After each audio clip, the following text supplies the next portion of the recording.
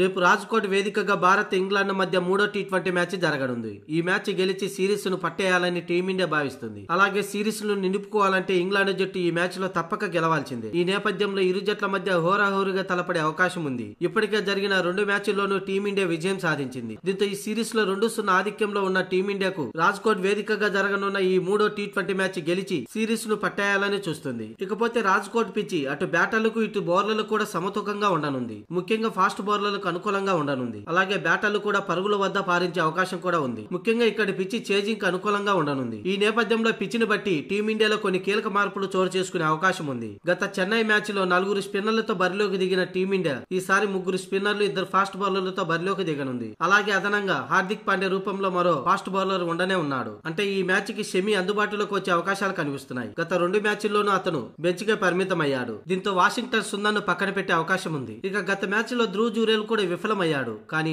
మరో అవకాశంగా అతనికి ఈ 3వ టీ20లో కంటిన్యూ చేయనున్నారు. ఇంకా జట్టులో ఎటువంటి మార్పులు ఉండే అవకాశం లేదు. మరోసారి అభిషేక్ శర్మ, సంజు శాంసన్ ఓపెనర్లు గా బరిలోకి దిగనున్నారు. ఇక 3వ స్థానంలో తిలక్ వర్మ, ఆ తర్వాత సూర్యకుమార్ యాదవ్ బ్యాటింగ్ ఆర్డర్ లో రానున్నారు. అయితే 5వ స్థానంలో ధ్రువ్ జురేల్ కంటిన్యూ కానున్నాడు. ఇక ఆ తర్వాత హార్దిక్ పాండ్యా. ఇక 3 స్పిన్నర్లు తప్పనిసరి. వరుణ్ చక్రవర్తి, అక్షర్ పటేల్, రవి బిష్ణోయ్లు తప్పనిసరిగా ఉండనున్నారు. ఇక ఫాస్ట్ బౌలర్లుగా హర్షదీప్ సింగ్, షమి ఉండనున్నారు.